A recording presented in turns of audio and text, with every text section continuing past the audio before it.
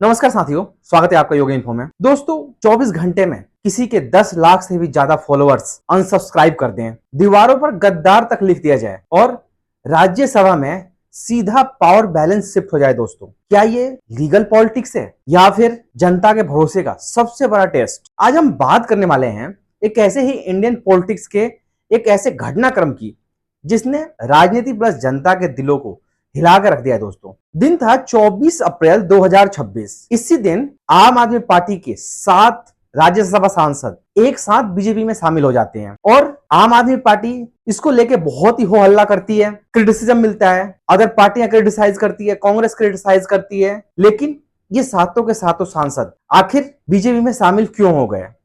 बहुत ही बड़ा सवाल उठता है। क्या ये लीगल है? और साथ ही साथ राज्यसभा के चेयरमैन ने इस मर्जर को एक्सेप्ट तक कर लिया है, यानी राज्यसभा और अभी तक इस काम को लीगल ठहराया गया है। अब दोस्तों सवाल उठता है कि क्या यह पूरी तरह लीगल है या फिर लोकतंत्र के साथ खेल हो रहा है? सबसे समझने वाली बात है दोस्तों कि इंडिया में पार्टी स्विचिंग रोकने के लिए anti defection law Indian constitution के 10th शेड्यूल में बनाया गया है। इसका सिंपल सा रूल है, इंडिविजुअल एमपी पार्टी बदल सकता है लेकिन वो डिस्क्वालीफाई हो जाएगा अपने पद से।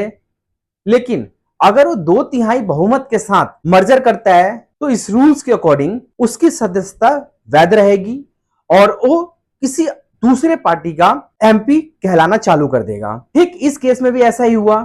पहले आम आदमी पार्टी के 7 सांसदों ने आम आदमी पार्टी छोड़ा और बीजेपी की सदस्यता ग्रहण की और इसके साथ साथ ही अब वो बीजेपी के राज्यसभा सांसद भी बन गए हैं। यही रूल दोस्तों इस पूरे मामले का बैकबोन साबित हुआ है। लेकिन कहानी में ट्विस्ट तब आया दोस्तों जब आपके 10 में से 7 एमपीस एक साथ बीजेपी में मर्ज हो गए। इनमें नाम शामिल है राघव चड्ढा, हरभजन सिंह, संदीप पाठक, अशोक मित्तल, स्वाति मालीवाल, विक्रमजीत साहनी, राजेंद्र गुप्ता। इन्होंने राज्यसभा चेयरमैन को लेटर दे दिया और कहा कि हम बीजेपी में मर्ज हो रहे हैं। चेयरमैन ने भी अच्छा डिसीजन लिया और इनकी सदस्यता को वैध ठहराया और क्या था दोस्तों कि राज्यसभा में एक पावर शिफ्टिंग की तरफ चला गया। चेयरमैन ने इस मर्जर को एक्सेप्ट तो कर लिया, ऑफिशियल राज्यसभा लिस्ट भी अपडेट कर दी गई और साथ ही साथ राज्यसभा में बीजेपी की स्ट्रेंथ बढ़कर 113 एमपीस हो गई है।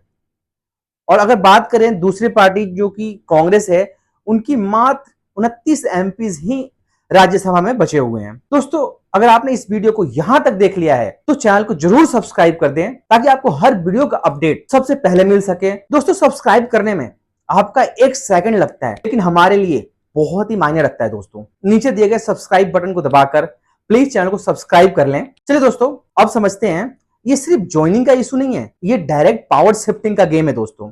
लेकिन कहानी में असली एक्सप्लोजन तब आया जब सिर्फ 24 घंटे में, मात्र 24 घंटे में 10 लाख से भी ज्यादा फॉलोअर्स ने राघव चड्ढा को इंस्टाग्राम से अनफॉलो कर दिया। क्यों? क्योंकि आम आदमी पार्टी के जितने समर्थक हैं उनमें भारी रोष है कि आखिर राघव चड्ढा समेत 7 सांसदों ने आम आदमी पार्टी से बीजेपी में मर्जर क्यों कर लिया। दोस्तों अब सवाल उठता है कि क्या देश के सभी लोग गुस्से में हैं? तो नहीं, सभी लोग तो गुस्से में नहीं हो सकते। जो आम आदमी पार्टी के समर्थक है वो जरूर गुस्से में है, लेकिन बहुत से लोगों का मानना है कि एक स्मार्ट मूव है, ये पॉलिटिकल सर्वाइवल के लिए जरूरी है। अब मान लीजिए कि आप किसी कंपनी में हैं और उस कंपनी का एनवायरनमेंट आपको अच्छा नहीं लगा, तो आपने जब ज्वाइन की थी तो आपकी गलती नहीं थी, बट आप उस कंपनी में रह के आपने उस कंपनी का एनवायरनमेंट देखा, अपना प्रोग्रेस देखा और साथ ही साथ उस कंपनी की पॉलिसीज देखी। अब सपोज कीजिए कि आप किसी भी कंपनी में हैं और उस कंपनी की पॉलिसीज सही नहीं है, तो क्या आप उस कंपनी के साथ रन करना चाहेंगे? 10 में से 10 लोग ऐसे होंगे जो कहेंगे कि नहीं, जो अगर कंपनी की पॉलिसी ही गलत है तो आगे चल के वो कंपनी क्या आपकी विकास करेगी और क्या लोगों का विकास करेगी। यही रूल्स पॉलिटिक्स में भी लागू होता है। आप किसी पार्टी को ज्वाइन करते हैं और वो पार्टी आपके विचारधारा के हिसाब से नहीं चलती, जो पार्टी वो काम कर रही हो आपको सूट नहीं करता, तो जाहिर सी बात है आप उस पार्टी में रन नहीं कर सकते। तो आप उस पार्टी को ज्वाइन करते हैं जो पार्टी आपके विचारधारा को समर्थन करती है, जो पार्टी देश के विकास को समर्थन करती है और जो पार्टी देश की जनता के लिए काम करने पे समर्थन करती है, ना कि किसी विशेष पार्टी को हराने के लिए किसी भी तरीके से प्रोपेगेंडा फैला के और जीतने का प्रयास करें। दोस्तों लोकतंत्र में, प्रजातंत्र में प्रजा ही सबसे बड़ी होती है और अगर हम प्रजा को खुश करने के लिए, प्रजा के अच्छाई के लिए काम करें तो हो सकता है कि एक दिन जीतें।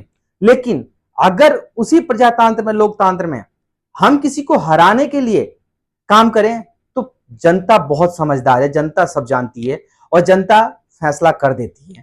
तो दोस्तों, जितने भी पार्टीज के लोग हैं, पार्टियां से, उनको ये समझना चाहिए कि हम एक लोकतंत्र में रहते हैं और यहां हमें जीतना सीखना होगा, ना कि दूसरों को हराना। अगर हम दूसरों को हराने चलेंगे तो शायद हम कभी ना जीत सकें, लेकिन हम खुद जीतने जाएंगे तो जरूर हो सकता है कि एक दिन आए और आप जीत जाएं। लेकिन दोस्तों, मेजोरिटी स्पेशली यूथ आम आदमी पार्टी सपोर्टर इसे विश्वासघाती मान रहा है। दिल्ली से लेकर पंजाब तक रिएक्शन आम आदमी पार्टी समर्थकों में गुस्सा है। जलंधर में हरवंश जी के घर पर गद्दार तक लिख दिया गया। प्रोटेस्ट, नारेबाजी और सबसे बड़ा ट्विस्ट, उनकी स्टेट सिक्योरिटी भी हटा दी गई, लेकिन साथ ही साथ केंद्र ने उन्हें सिक्योरिटी भी दी। अब सवाल उठता है दोस्तों कि अपोजिशन क्या कर रहा है। जैसे मैंने पहले बताया, जैसे कि आम आदमी पार्टी ने डिस्क्वालिफिकेशन पिटीशन फाइल की है। संजय सिंह ने कहा है कि जिन 7 लोगों ने आम आदमी पार्टी को तोड़कर भारतीय जनता पार्टी में विलय करने का फैसला लिया है, उनकी सबकी सदस्यता खत्म होगी, रद्द होगी, समाप्त होगी। यह बहुत साफ तौर पे। और कल तो मैं एक टीवी चैनल देख रहा था, वहां पे एक एनडीए के घटक दल से जुड़े हुए अधिवक्ता ने कहा सुप्रीम कोर्ट के कि नहीं भाई, इनकी मेंबरशिप तो जाएगी। तो सभी विशेषज्ञों से बातचीत करके, सिब्बल साहब की राय लेके, मैंने राज्यसभा के सभापति और देश के माननीय उपराष्ट्रपति महोदय को एक पिटीशन भेजी है, जिसमें संविधान की 10वीं अनुसूची के मुताबिक इन 7 सदस्यों की सदस्यता पूरी तरीके से समाप्त की जाए, खत्म की जाए, इसके बारे में उनसे अनुरोध किया है। और उपराष्ट्रपति महोदय से, सभापति महोदय से मांग की है कि इसकी जल्द से जल्द सुनवाई करके और इस पे एक न्यायपूर्ण फैसला अपनी ओर से दें। ये एंटी डिफेक्शन लॉ का वायलेंस करता है। कांग्रेस ने भी साथ ही साथ इनडायरेक्टली क्रिटिसिज्म किया है। अब समझने वाली बात है दोस्तों कि राघव चड्ढा क्या कर रहे हैं। तो राघव चड्ढा खुद बाहर निकल के आए और अपना पक्ष रखा। मैं सरल भाषा में कहूं तो हम अपना करियर बनाने के लिए राजनीति में नहीं आए थे। हम लोग अपना करियर छोड़ के देश के लिए राजनीति में आए थे। और यदि देश के लिए काम इस पार्टी में नहीं हो पा रहा है, वो इसलिए क्योंकि अब आम आदमी पार्टी वो पुरानी वाली आम आदमी पार्टी नहीं रही। और पिछले कुछ सालों से आप लोग लगातार मुझसे पूछ रहे थे कि राघव जी, आप 1 साल से पार्टी की गतिविधियों से अलग क्यों नजर आते हैं, पार्टी से किनारा क्यों कर लिया। तब मैं कुछ बोलता नहीं था, मैं प्रयास कर रहा था कि चीजें बेहतर हों। लेकिन आज मैं आपको असल कारण बताता हूं कि क्यों मैंने पार्टी की गतिविधियों से अपने आप को अलग कर लिया। और उसका कारण यह है क्योंकि मैं उनके गुनाह में शामिल नहीं होना चाहता था। मैं उनकी दोस्ती के काबिल नहीं था क्योंकि मैं उनके गुनाह में शामिल नहीं था। आज हम एक ऐसे मोड़ पर खड़े हैं कि हमारे पास सिर्फ 2 ही ऑप्शंस थे, 2 विकल्प थे। या तो हम राजनीति छोड़ दें और पिछले 15-16 साल जो हमने सार्वजनिक जीवन में काम किया उसे त्याग दें, या फिर हम अपने अनुभव को, अपनी स्किल्स को, अपनी पूरी ऊर्जा और एनर्जी को लेकर पॉजिटिव पॉलिटिक्स करें। इसीलिए हमने ये डिसाइड किया that we the 2/3 members of parliament of the belonging to the Aam Aadmi Party in Rajya Sabha exercise the provisions of the Constitution of India and merge ourselves with the BJP। हम BJP में विलय करते हैं। वो कहते हैं कि party toxic हो गई थी, मुझे संसद में बोलने नहीं दिया जाता था। राघव चड्ढा कहते हैं कि मैं पॉलिटिक्स में करियर बनाने के नहीं बल्कि अपना करियर छोड़ के आया था। ये स्टेटमेंट बहुत ही पावरफुल है दोस्तों, क्योंकि राघव चड्ढा प्रोफेशनली एक सीए हैं, चार्टर्ड अकाउंटेंट, और उनका एक पर्टिकुलर करियर है। लेकिन अगर ऐसा बंदा अपना करियर छोड़ के राजनीति में, पॉलिटिक्स में आता है तो जाहिर सी बात है उसका कुछ एम होगा कि वो पब्लिक के लिए काम करे। वो जो मुद्दे जो कोई और राजनेता नहीं उठाता, उस मुद्दे को उठाए। और ठीक इसी तरीके से राघव चड्ढा ने पिछले कुछ महीनों में ऐसे ग्राउंड लेवल मुद्दे उठाए जिसके कारण वो जनता में फेमस होने लगे। जनता के मुद्दों को एक तरीके से राज्यसभा और संसद में प्लेस मिलने लगा, जगह मिलने लगा। इस कारण बस बहुत सी चीजों में चेंजेस भी आए दोस्तों। लेकिन दोस्तों, ये कंट्रोवर्सी भी यहीं से शुरू होती है। अब सबसे बड़ा सवाल उठता है कि क्या ये लीगल है। टेक्निकली कहें तो ये लीगल जरूर है, क्योंकि 2/3 बहुमत के साथ मर्जर हुआ है और राज्यसभा में इसको वैध कर दिया गया है, लीगल साबित कर दिया गया है। अब सवाल उठता है कि क्या ये एथिकल है? तो दोस्तों ये डिबेट का मुद्दा जरूर हो सकता है। जो इन्होंने किया, क्या ये सही था, क्या ये गलत था? कुछ लोग इसे गलत मानेंगे, कुछ लोग इसे सही मानेंगे। आपका क्या राय है कमेंट में जरूर बताइएगा। फिलहाल आगे बढ़ते हैं, बात करते हैं बीजेपी इस कारणवश राज्यसभा में बहुत मजबूत हो गई है, अपोजिशन कमजोर हुआ है और साथ ही साथ वोटर का ट्रस्ट हिला है दोस्तों। क्योंकि जब वोटर वोट देता है तो ये सोच के देता है कि मैं इस पार्टी को इस समय वोट दे रहा हूं, लेकिन चुनाव के कुछ महीने कुछ साल बाद अगर आपके लीडर्स पार्टी को स्विच कर लें तो आप एक समय में ठगा हुआ महसूस करते हैं कि हमने जिस पार्टी को समर्थन किया उसके सांसद ही दूसरे पार्टी में चले गए।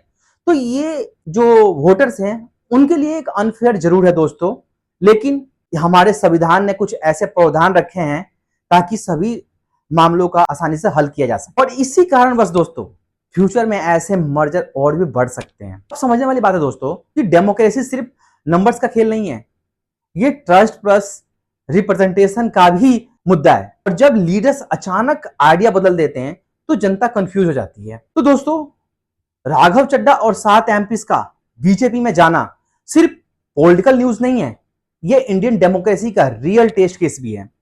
अब देखना यह है कि कोर्ट क्या फैसला लेती है और जनता फ्यूचर इलेक्शन में क्या जवाब देते हैं। क्या जनता इसको जायज मानते हैं या फिर जनता इनके खिलाफ रोष दिखाते हैं। राजनीति में पार्टी बदलना आसान है दोस्तों, लेकिन जनता का भरोसा जीतना उतना ही मुश्किल। दोस्तों आप लोगों को क्या लगता है, राघव चड्ढा समेत 7 एमपीज ने सही किया या फिर जनता के साथ ये एक धोखा है?